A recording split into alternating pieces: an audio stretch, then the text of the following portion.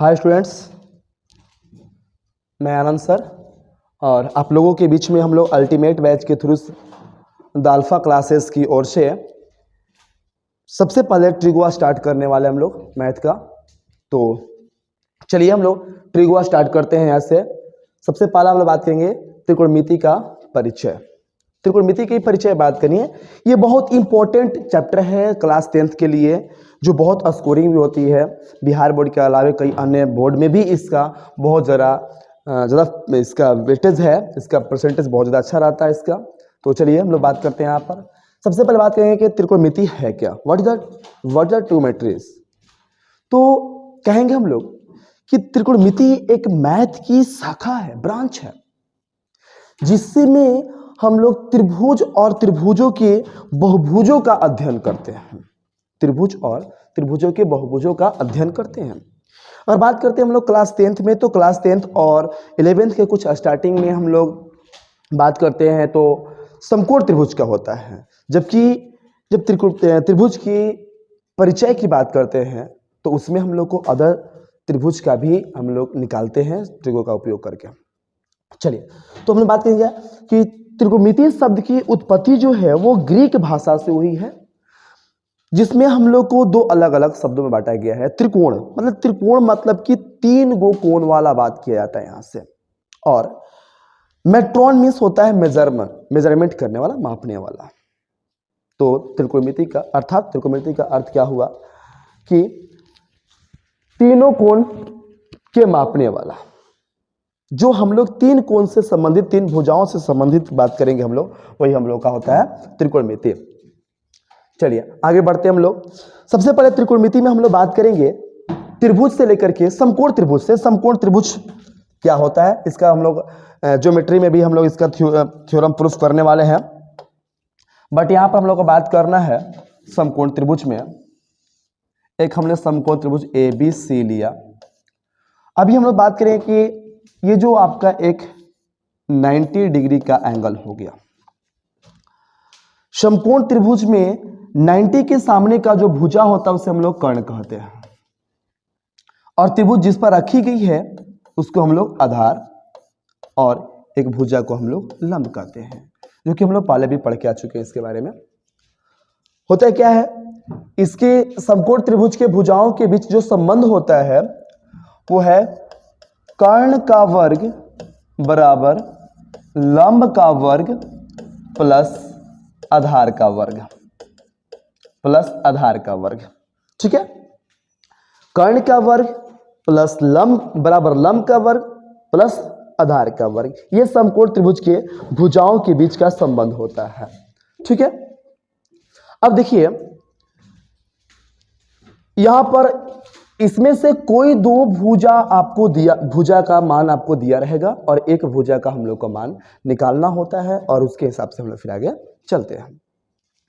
देखिए 10th class में हम लोग क्या बात करेंगे कि समकोण त्रिभुज की जो भुजाएं हैं उसमें कर्ण कभी नहीं बदलेगी। और हम लोग जानते भी हैं कि किसी समकोण त्रिभुज की सबसे बड़ी भुजा होती है जो कर्ण होती है, और कर्ण 90 के सामने का भुजा होती है। समकोण त्रिभुज में 90 का कोण कभी बदलता नहीं, इसलिए कभी कर्ण भी आपस में नहीं बदलेगा, किसी अन्य भुजा के साथ वो इंटरचेंज नहीं होगा। जबकि आधार और लंब इंटरचेंज होते रहता है, बदलते रहता है। आधार और लंब बदलते रहता है अकॉर्डिंग टू एंगल के हिसाब से ये बदलते रहता है कि हम लोग कौन सा एंगल लेकर के चल रहे हैं। यदि हम लोग बात करते हैं, इसको हम लोग थीटा लेकर के चल रहे हैं और इसको हम लोग अल्फा लेकर के चल रहे हैं, तो थीटा कोण के लिए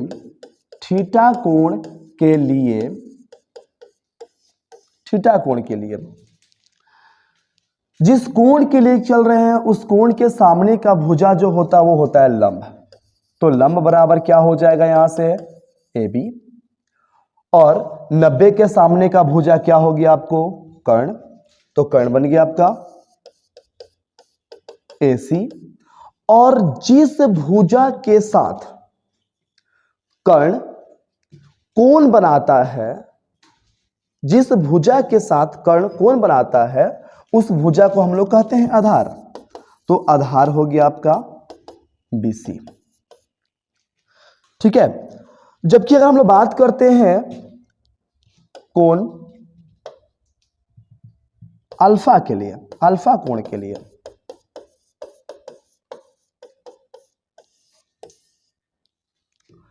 अल्फा कोण की जब बात करेंगे हम लोग तो आधार और जो लंब होगा वो आपस में बदल जाएगा।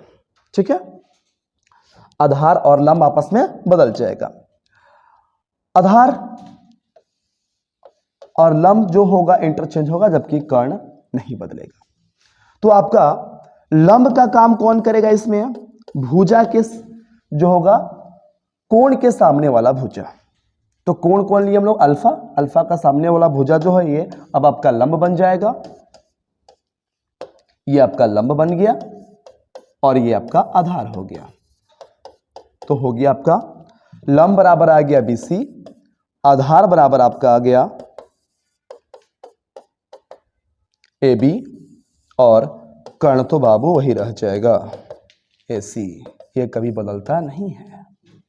ठीक है, तो ये हम लोगों का कोण के हिसाब से बात करते हैं कि जिस कोण के लेंगे उस कोण के तहत ही हम लोग उसी के आधार पर लंब और आधार का बात करना होता है, उसी के आधार पर बात करना होता है। ठीक है, जिसको मन चाहेंगे उसको हम लोग लंब और आधार नहीं ले सकते हैं। देखेंगे कोण, सबसे पहले हम लोग कोण देखना होता है। जिस कोण के सामने का बात करेंगे वो उसके सामने आपका लंब होगा, और जिस भुजा के साथ कर्ण अपना कोण इंटरसेप्ट बनाएगा, कोण का फॉर्मेशन करेगा, उसको हम लोग आधार लेकर के चलेंगे, और 90 के सामने वाले को हम लोग कर्ण कहेंगे। ठीक है, चलते हम लोग आगे अब त्रिकोणमितीय अनुपात के बारे में। त्रिकोणमितीय अनुपात क्या होता है? त्रिकोणमितीय अनुपात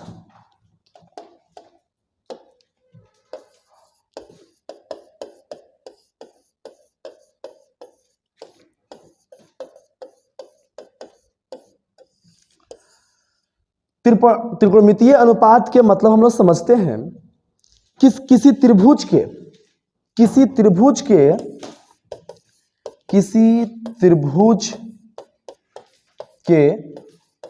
कोण और दो भुजाओं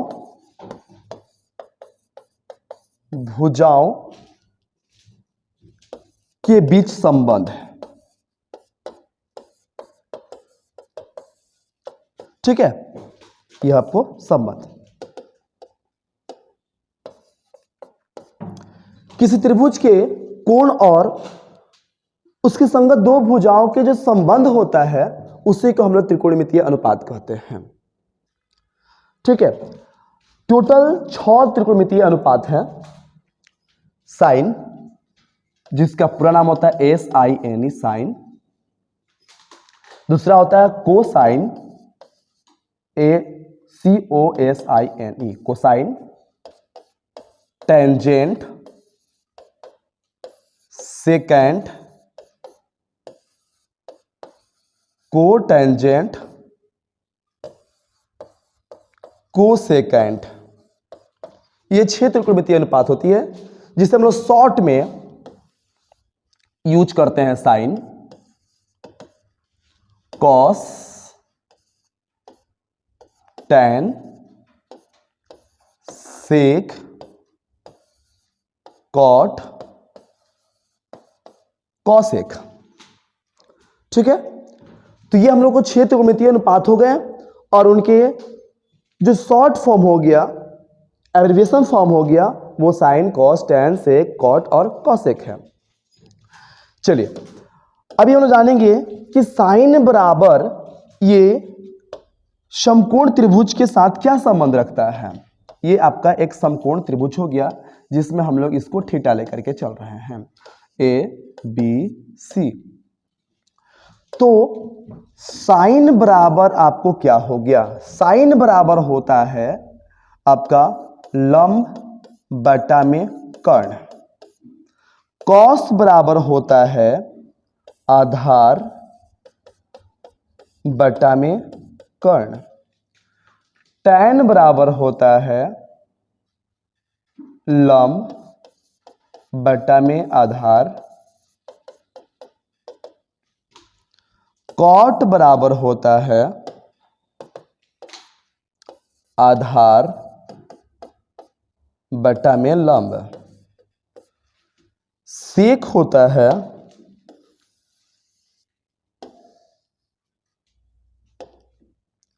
सेक बराबर होता है कर्ण बटा में आधार और कौशिक बराबर होता है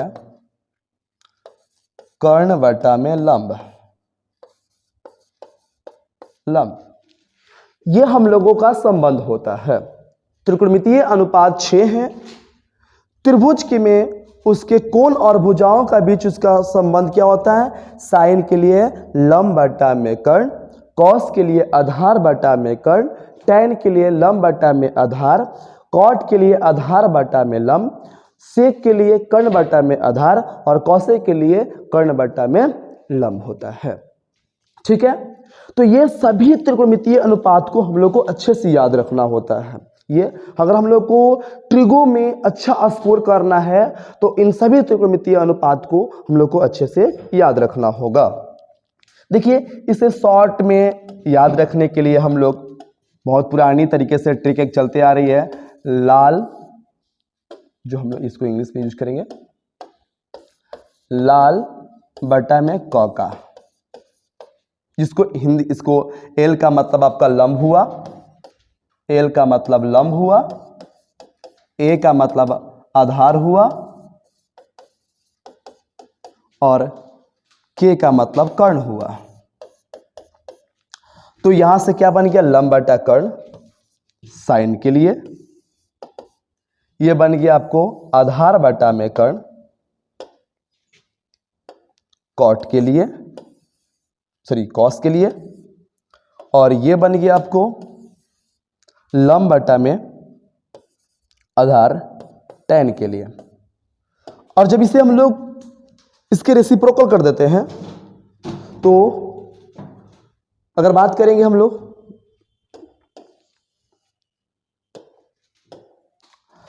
क्या करेंगे, इसके साइन कॉस और टैन तीन गो त्रिकोणमितीय अनुपात आ चुका है।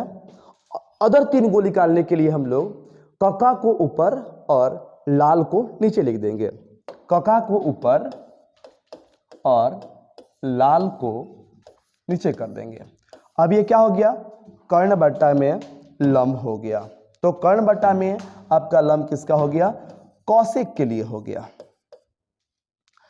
कर्ण बटा में आधार किसके लिए हो गया आपका? ये बन गया सेक के लिए। और आधार बटा में लंब किसके लिए बन गया आपको? कॉट के लिए बन गया। तो ये 6 त्रिकोणमितीय अनुपात है जिसको हम लोग चाहे तो शॉर्ट तरीके से याद रख सकते हैं, लाल बटा में कौका या कौका बटा में लाल करके। 3 को आपको लाल बटा कौका से और 3 को आपको कौका बटा लाल से आपको अच्छे से याद रख सकता है। ठीक है, तो देखिए हम लोग यहां पर अलग चलेंगे अब और रिलेशन बनाने की कोशिश करेंगे। जैसे कि देखेंगे ये साइन थीटा है, यहां पर एक त्रिभुज ले चलते हैं हम लोग, यहां पर ले लिए हम लोग थीटा। इस त्रिभुज के लेते हैं कर्ण 5 और आधार 4 है। तो इसका लंब कितना आएगा? तो लंब बराबर हो जाएगा, चलिए हम लोग इसको फॉर्मूला से लिखेंगे, कर्ण बराबर लंब का स्क्वायर, कर्ण का स्क्वायर बराबर लंब का स्क्वायर प्लस में आधार का स्क्वायर। अभी आपका कर्ण का मान दिया हुआ है 5, 5 का वर्ग, लंब का मान तो पता है नहीं हम, तो लंब का स्क्वायर, आधार का मान दिया 4, 4 का वर्ग, तो लंब बराबर बन जाएगा हम लोगों का अंडर रूट 5 का वर्ग 25 माइनस इधर प्लस में, इधर जाकर माइनस हो जाएगा, 4 का वर्ग 16, आ गया 9 बराबर 3। इसका लंब का मान हो गया 3। तो इसके अगर हम लोग चाहें 6 त्रिकोणमितीय अनुपात लिखने के लिए तो हम लोग आसानी से लिख सकते हैं साइन थीटा बराबर क्या होगा, अभी ये थीटा यहां पर है तो इसके सामने का ये लंब का काम कर रहा है, ये लंब का काम कर रहा है, ये आपको आधार का काम कर रहा है और ये आपका कर्ण का काम कर रहा है। तो साइन थीटा का क्या हो जाएगा आपको, लंब बटा में कर्ण। तो लंब कितना है यहां पर 3, कर्ण कितना है आपको यहां पर 5। कॉस थीटा बराबर आधार बटा में कर्ण, आधार कितना है आपको 4, कर्ण कितना आपको 5। tan थीटा बराबर लंब बटा में आधार, लंब कितना यहां से हम लोग को 3, आधार कितना हम लोग को 4। अगला बात करते हैं कॉसेक थीटा। कॉसेक बराबर क्या होता है आपको, कर्ण बटा में लंब। तो कर्ण कितना है 5, लंब कितना है 3। जस्ट हम लोग साइन का व्युत्क्रम कर दिए केवल। अगला सेक थीटा बराबर कितना हो जाएगा आपको, कर्ण बटा में आधार। तो कर्ण 5 है, आधार आपको 4 हो गया। और कॉट थीटा बराबर आपका आ गया, कॉट बराबर आ गया आपको ये 4 बटा में 3, जो कि हम लोग को ये tan का बिल्कुल रेसिप्रोकल है। तो चलिए आप लोग एक क्वेश्चन पर वीडियो पॉज करके ट्राई कीजिएगा आप लोग। यदि साइन थीटा बराबर दिया हुआ 1/√3, 1/√3, तो इसके अन्य त्रिकोणमितीय अनुपात क्या होगा, इसके अन्य त्रिकोण मितीय अनुपात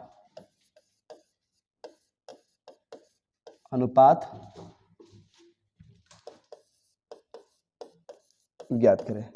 फटाफट इसको वीडियो को पॉज करके जल्दी से आप लोग इसको क्वेश्चन सॉल्व करें। चलिए तो हम लोग देखते हैं इसको।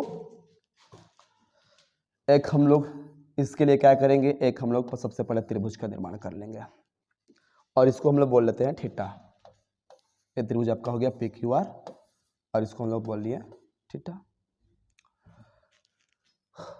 साइन बराबर दिया है 1/√3, तो साइन बराबर होता है क्या आपको, लंब बटा में कर्ण। इसका मतलब लंब का मान दिया हुआ है, लंब का मान कितना है 1, लंब का मान दिया 1, कर्ण का मान दिया है √3। आधार का मान निकालेंगे हम लोग यहां से। तो आधार बराबर क्या आ जाएगा, √ कर्ण का वर्ग माइनस लंब का वर्ग। जिसको भी निकालना रहेगा उसके लिए क्या करें, सीधे आप कर्ण के वर्ग करके और उसके अलावा जो भुजा दिया है उसका वर्ग करके उसमें से माइनस कर देंगे और उसका वर्गमूल निकाल देंगे, आपका हो जाएगा। तो √3 का वर्ग आपको 3 आ गया, 1 का वर्ग 1 आ गया, आपको घटिया कितना हो गया, आपको √2 आ गया। तो यहां से आपको आधार कितना आ गया, √2। ये आ गया हम लोग का आधार। ठीक है,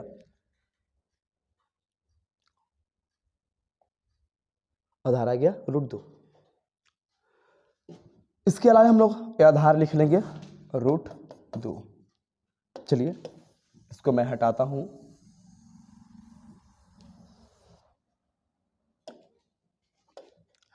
अब बात करेंगे साइन का, तो वैल्यू दे चुका था, कॉस का मान निकालना है। कॉस्ट कितना होता है हम लोग को, वो होता है आधार बटा में कर्ण। आधार का मान आपका से दिखाई दे √2, कर्ण का मान कितना है √3, तो कितना हो गया √2 बटा √3। tan थीटा के लिए क्या होता है आपको, लंब बटा में आधार होता है, तो लंब का मान 1, आधार का मान √2, तो 1 बटा में √2। कॉट थीटा के लिए बात करेंगे हम लोग, तो कितना होता है कॉट थीटा, आपको बस tan का जस्ट उल्टा करना है आपको। तो क्या हो जाएगा आपको, आधार बटा में लंब, तो आधार आपका √2, लंब 1, तो मतलब कि √2 आ गया। अगला बात करेंगे हम लोग सेक थीटा की बात करेंगे, तो सेक क्या होता है आपको, कॉस का व्युत्क्रम होता है, तो इसको क्या बोलेंगे हम लोग, कर्ण बटा में आधार। तो कर्ण कितना है √3 बटा में √2। और कॉसेक थीटा क्या होगा आपको, वो हो जाएगा आपको कर्ण बटा में लंब हो जाएगा। तो कर्ण आपका √3, लंब 1, मतलब कि √3 आ जाएगा। तो फटाफट इसे नोट कर ले जो बच्चे नहीं बनाए थे। ये आपका सारे जो त्रिकोणमितीय अनुपात निकल चुकी है यहाँ से। ठीक है, चलिए हम लोग वीडियो को आगे बढ़ाते हैं।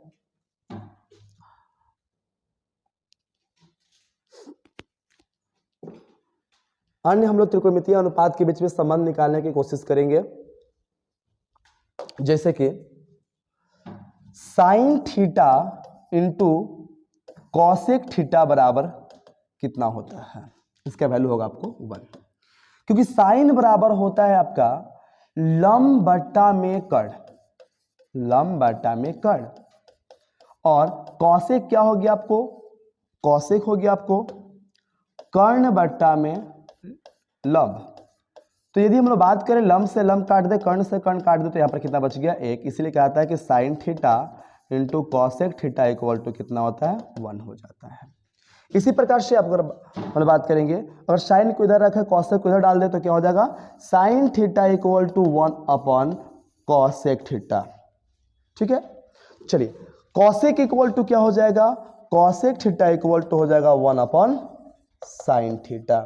तो ये साइन और कॉसेक के बीच के त्रिकोणमितीय अनुपात के संबंध आता है ये, जो कि साइन इंटू कॉसेक बराबर 1 हो जाएगा, sine equal to 1 upon cosec, cosec equal to 1 upon sine. इसे आप अच्छे से याद रखें क्योंकि इसको हम लोग यूज करते रहते हैं।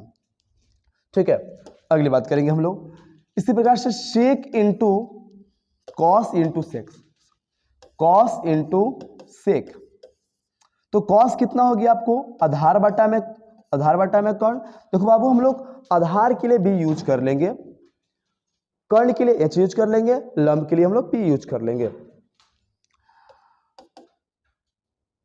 सेक बराबर हो जाएगा आपको कर्ण बटा में आधार हो जाएगा, तो बी से बी कट गया, एच से एच कट गया, इसका वैल्यू आपको 1 आ गया। इसका मतलब क्या हो गया, cos theta into sec theta equal to 1। तो कॉस इक्वल टू क्या हो जाएगा 1 अपॉन सेक थीटा आ जाएगा, और सेक थीटा इक्वल टू क्या हो जाएगा आपका 1 अपॉन कॉस थीटा हो जाएगा। ये कॉस और सेक के बीच के त्रिकोणमितीय अनुपात के संबंध स्थापित करने वाले ये रूल्स है। ठीक है, चलिए अगला बात करेंगे हम लोग इसी प्रकार से tan theta into cot theta को लेकर के। तो यहां पर भी इसकी वैल्यू 1 ही आती है, आप रख करके देख लें इसका, क्योंकि tan बराबर हो गया आपको लंब बटा में आधार, और कॉट बराबर हो गया आपको आधार बटा में लंब, तो फिर आपको लंब से लंब कट जाएगा, आधार से आधार कट जाएंगे, तो इसका वैल्यू कितना हो जाएगा 1 हो जाएगा। तो tan थीटा इक्वल टू क्या आएगा आपको 1 अपॉन कॉट थीटा, और कॉट इक्वल टू आपको आ जाएगा 1 अपॉन tan थीटा हो जाएगा। तो ये हम लोग का सभी त्रिकोणमितीय अनुपात के बीच के संबंध दर्शाने का काम करता है। ठीक है, तो इसको आप अच्छे से याद रखें। चलिए अगला हम लोग बात करने वाले हैं अब पूरा कोण के बारे में। पूरा कोण क्या होता है, देखिए पूरा कोण होता है, ऐसे हम लोग पढ़ के आए हैं कि वैसे दो कोण जिसका योग 90 का हो। ठीक है, पूरा कोण, पूरा कोण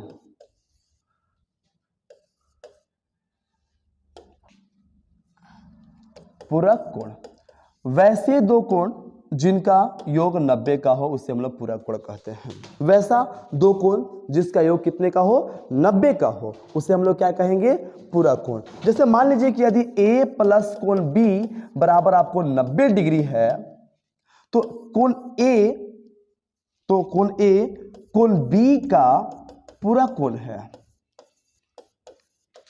पूरक कोण है, जबकि कोण B भी कोण A का पूरक कोण है। तो इन्हें हम लोग पूरक कोण कहते हैं जिन दो कोणों का योग कितना हो 90 हो। जिन दो कोणों का योग 90 हो उन दोनों को एक दूसरे का पूरक कोण कहा जाता है। ठीक है, तो अभी हम लोग बात करेंगे कि एक समकोण त्रिभुज में अगर हम लोग बात करें, समकोण त्रिभुज में बात करें अगर हम लोग,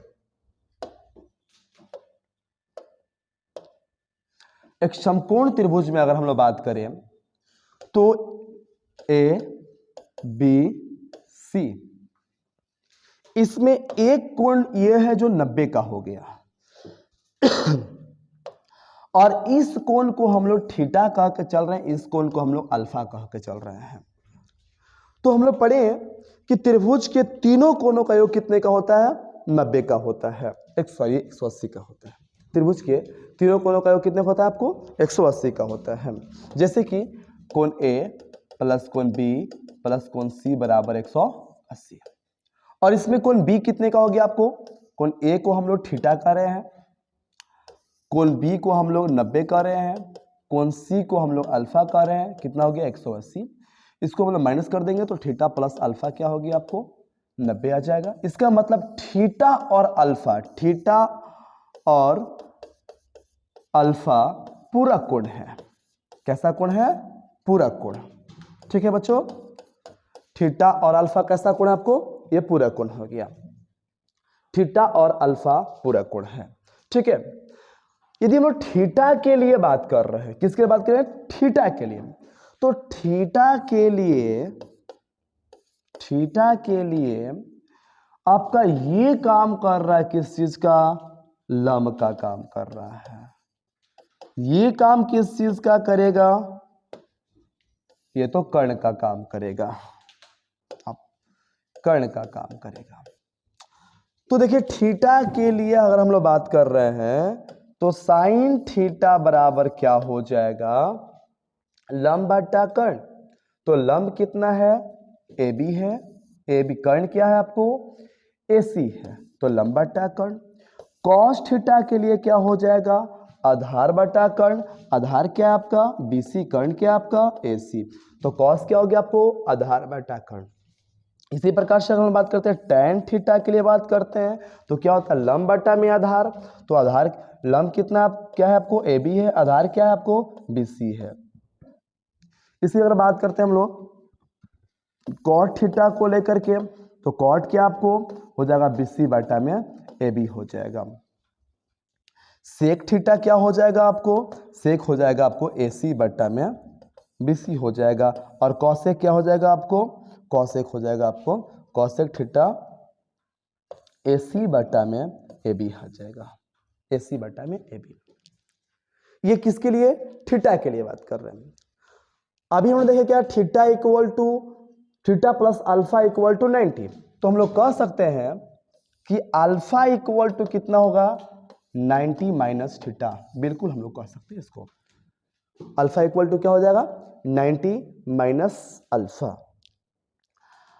चलिए बात करते हैं हम लोग यहां पर, मैं इधर करता हूं। अगर हम लोग बात कर रहे हैं इसमें अल्फा को लेकर के, तो अल्फा के लिए आपका लंब का काम कर रहा था। लंब का काम करेगा भाई इसमें ये। अल्फा के लिए चलते हैं तो लंब का काम करेगा बीसी। और कर्ण तो हम लोग समझ ही रहे कि कर्ण आपका फिक्स है, आपका कर्ण कहीं बदलता नहीं है समकोण त्रिभुज का। तो साइन अल्फा है किसके बराबर? तो 90 माइनस थीटा के बराबर है। अर्थात हम लोग कह सकते हैं कि sine 90 minus theta equal to क्या होगा?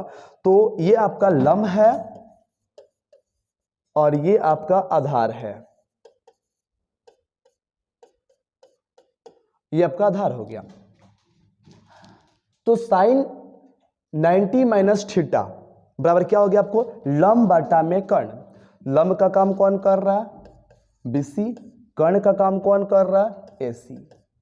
तो sine 90 minus theta equal to क्या आ गया आपको? बीसी माइनस बीसी बटा में एसी। अब देखेंगे हम लोग कि बीसी बटा में एसी, बीसी बटा में एसी, बीसी बटा में एसी, यस, बीसी बटा में एसी किसके बराबर है? ये कॉस के बराबर है।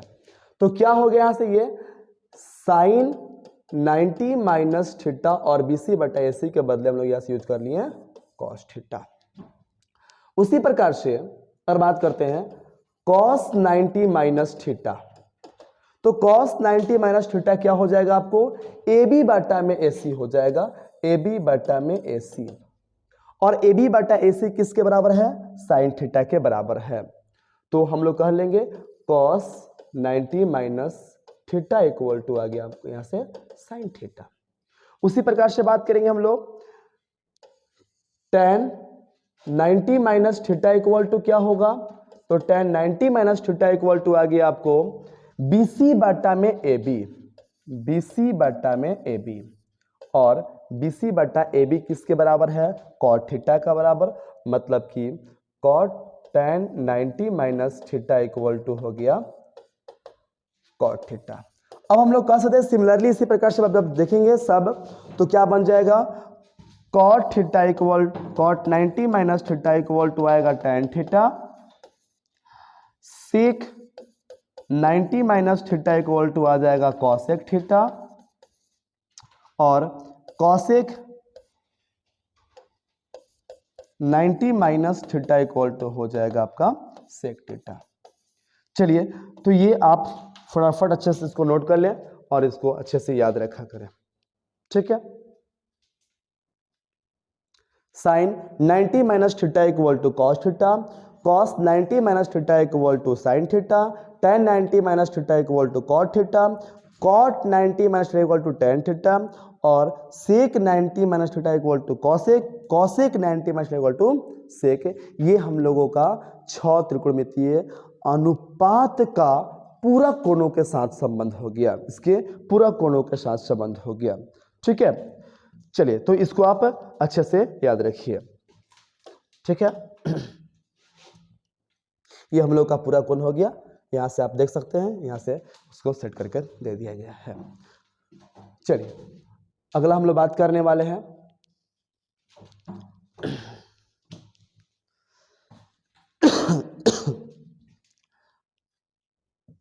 त्रिकोणमिति के कोण के बारे में। त्रिकोणमितीय कोण, तो हम लोगों को त्रिकोणमितीय कोणों में 0, 30, 45, 60 और 90 का बात करना होता है, ठीक है।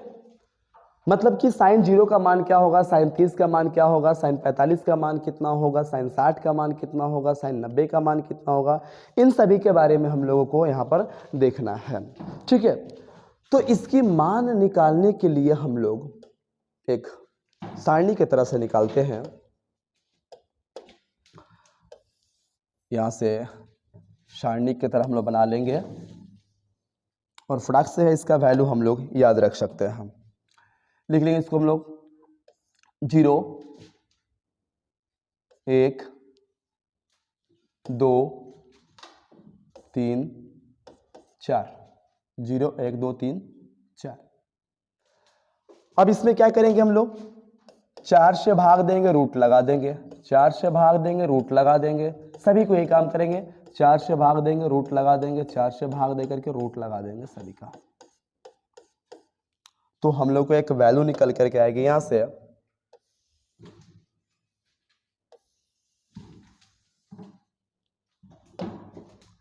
0, 1/2, 1/√2, √3/2 और 1। ये हम लोग को यहां से वैल्यू निकल के आ रही है। चलिए तो इसका वैल्यू देखेंगे कि किसका वैल्यू निकल के आ रही है। एक तो वैल्यू यहाँ से आ चुका है और इसके आधार पर हम लोग अलग वैल्यू निकालने की कोशिश करेंगे। इसको रखते हैं हम लोग थीटा, और ये क्या बन गया आपको, साइन। इसके ऊपर हम लोग लिख लेंगे